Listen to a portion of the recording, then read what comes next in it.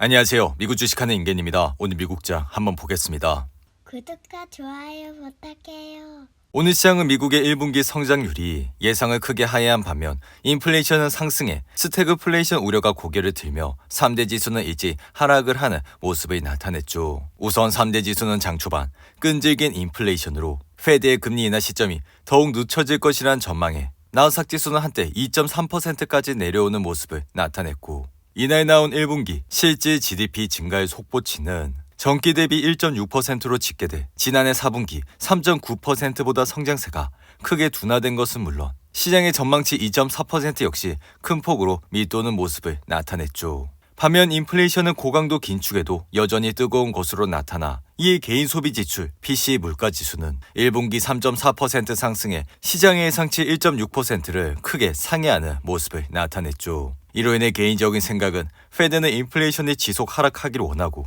시장은 경제 성장과 기업 이익 증가를 확인하고 싶어 하기 때문에 이날 나온 보고서는 경제 성장률 둔화와 인플레이션 압력 지속이라 두 가지 측면에서 모두 최악이라 할 수 있으며, 그로 인해 인플레이션과 성장률 모두 올바른 방향으로 가고 있지 않아 시장에는 굉장히 나쁜 소식이었다 할 수 있죠. 그럼에도 이날 장 마감 직후 공개된 빅테크의 실적은 기대 이상이었고, 마이크로소프트와 알파벳은 시장의 예상치를 넘어서는 실적을 발표하며 시간의 거래에서 주가는 뛰고 있다 할 수 있는데, 이에 마이크로소프트의 실적을 자세히 보시면 1년 전보다 17% 증가한 619억 달러를 나타내 이는 시장의 기대치 608억 달러를 웃도는 수치를 나타냈고, 주당 순이익 역시 2.94달러가 나와 시장의 예상치 2.82달러를 상회하는 모습을 나타냈죠. 게다가 마이크로소프트의 클라우드 서비스 애저와 윈도우 서버, 뉘앙스와 깃허브를 포함하는 인텔리전트 클라우드 부분의 매출은 267억 1천만 달러로 시장의 예상치 262억 4천만 달러를 웃돌았고,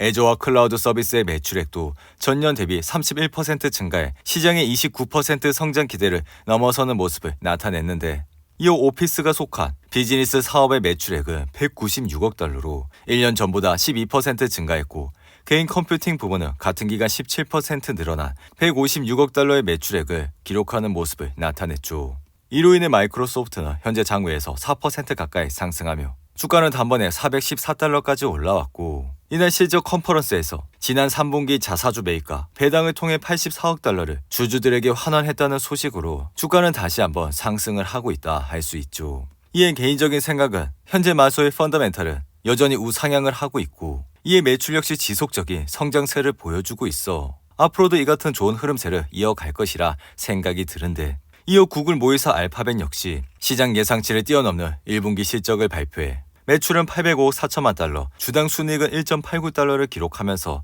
시장 예상치를 크게 상회를 하는 모습을 나타냈죠. 통달아 알파벳은 유튜브 광고와 클라우드 사업 모두 예상치를 웃도는 모습을 나타냈고, 여기에 사상 첫 배당금 지급과 700억 달러 규모의 추가 자사주 매입을 발표하면서 현재는 장외에서 12% 이상 상승을 하고 있는 모습을 나타내고 있죠. 이에 구글의 주가는 이날 2% 가까이 하락은 했지만 장 마감 직후 나온 1분기 실적에서 시장 예상치를 모두 상회하는 결과가 나와 주가는 단번에 175달러까지 올라왔고, 이로 인해 구글은 최근 전고점인 150달러를 돌파하면서 상승의 추세를 이어갔고, 이날은 어닝 서프라이즈까지 나오며 단번에 주가는 급등을 하는 모습을 나타냈는데, 이의 개인적인 생각은 최근 ASML과 TSMC 그리고 넷플릭스와 메타의 실적 우려로 대부분의 빅테크들이 하락세를 거쳤지만 이날 마수와 알파벳의 어닝으로 다시 한번 주가의 상승세가 이어질 것이라 생각이 들며, 덩달아 지금 시장은 인플레이션 상승과 경쟁 둔화로 최악의 국면에 들어왔다는 걱정이 있었지만 개인적인 생각은 올해 안에 경기 침체가 올 것이란 예상은 없어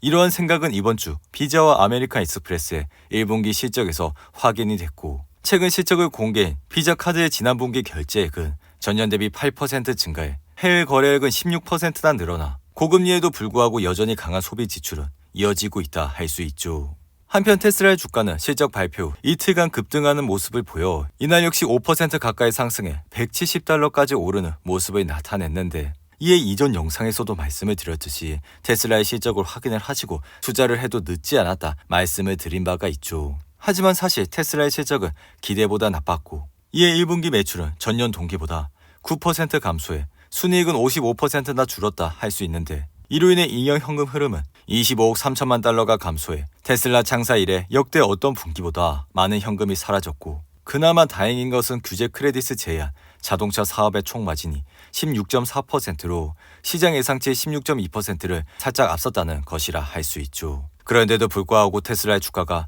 이틀간 급등을 한 것은 저가 모델을 내년 초 내놓을 것이란 발표 덕분이라 할 수 있으며, 이로 인해 일론 머스크는 이전에 2025년 하반기 생산을 시작한다고 언급했던 새 모델 출시를 가속화해 출시가 올해 말은 아니더라도 2025년 초가 될 것이라 예상했고, 이에 머스크는 테슬라가 2023년보다 2024년 판매가 더 많을 것으로 예상한다 주장하는 모습을 보여줬죠. 하지만 월가 애너들의 반응은 주가처럼 뜨겁지 않았고, 이로 인해 목표 주가를 올린 곳은 거의 없어 그나마 180달러에서 182달러로 올린 시티가 거의 유일했다 할 수 있죠. 이로 인해 UBS는 테슬라의 목표 주가를 160달러에서 147달러로, 트루이스트는 176달러에서 162달러, 그리고 미주호는 195달러에서 180달러로 목표 주가를 낮췄고, 이에 개인적인 생각은 테슬라의 주가가 현재보다는 나아질 것이라 기대는 하지만 여전히 지금의 차량 라인업으론 제한적인 성장만 볼 수 있을 것이라 생각이 들며, 여전히 새로운 차량들에 대한 명확성도 부족해 단기적으로는 테슬라의 주가가 오를 것이라 생각은 하지만, 최근 테슬라 인력의 10% 이상을 해고한다 밝히며 이러한 상황에 1년 안에 새로운 차량을 내놓을 수 있을지가 커다란 의문으로 남아있다 할 수 있죠. 이어 AI 대장주 엔비디아의 주가는 이날 3.7% 상승해 826달러로 마감했고, 엔비디아는 최근 950달러를 찍은 이후 지속적인 하락세를 거치며 주가는 50일 이동평균선 아래까지 내려왔지만, 이날은 다시 상승을 하면서 20일 이동평균선 코앞까지 올라왔고, 이에 개인적인 생각은 엔비디아는 현재 조정을 받곤 있지만 블랙의 시스템이 2025년까지 두 자릿수 성장을 이끌 수 있다는 점을 고려하면 상승 여력 부족에 대한 우려는 금방 사라질 수 있다 생각이 들며, 게다가 엔비디아는 가장 큰 클라우드 기업과 그보다 작은 경쟁사로부터 올해 10월까지의 주문을 확보하고 있어 주가의 상승세는 여전히 남아있다 생각이 드는데, 이로 인해 현재 엔비디아의 목표가는 1,600달러에 달해 이날 종가 대비 21%의 상승 여력이 있다 생각이 들며, 나아가 엔비디아의 펀더멘탈을 여전히 우상향을 하고 있어 매출은 200% 이상 상승을 하고 있고, 주당 순이익 역시 전년 동기보다 상승할 뿐만 아니라 이전 분기보다 더 높은 수준이라 이러한 상승세는 앞으로도 이어질 것이라 생각이 듭니다. 그리고 다음 주 실적을 발표하는 애플은 이날 0.51% 상승해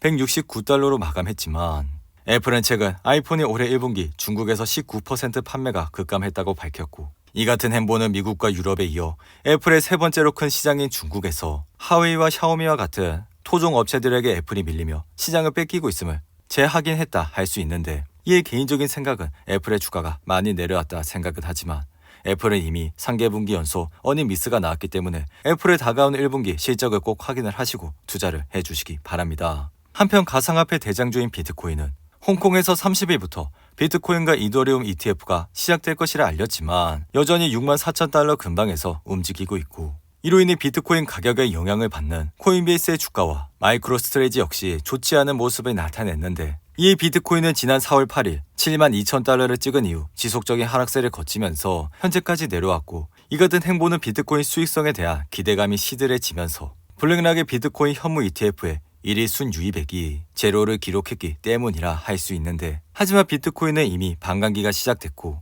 이러한 반감기로 인해 공급과 수의 격차가 생기며 이 같은 단기 조정이 해소가 되는 순간 다시 한번 상승세를 탈 수 있을 것이라 생각이 듭니다. 이어 소셜미디어 회사인 스냅은 시장 예상치를 뛰어넘는 1분기 실적을 발표한 이후 주가는 27% 이상 급등을 하고 있고, 반도체 회사인 인텔은 1분기 매출이 시장 예상치를 달성하지 못하며 시간의 거래에서 8% 이상 하락을 하고 있는데, 이어 포도당 모니터링 제조업체인 덱스컴은 매출과 주당 순이익을 달성했음에도 불구하고 8% 이상 하락을 하고 있고, 생명공학 회사인 길리어드 사이언스는 주당 손실 1.32달러를 기록했지만 시장 예상치 1.49달러 손실보다 좁은 수치를 기록하며 주가는 3% 이상 상승을 하고 있죠. 오늘도 8분이 넘는 긴 영상 끝까지 시청해 주셔서 감사하고요. 가시기 전에 구독과 좋아요 잊지 마시고, 그럼 저는 다음 영상에서 찾아뵙겠습니다. 감사합니다.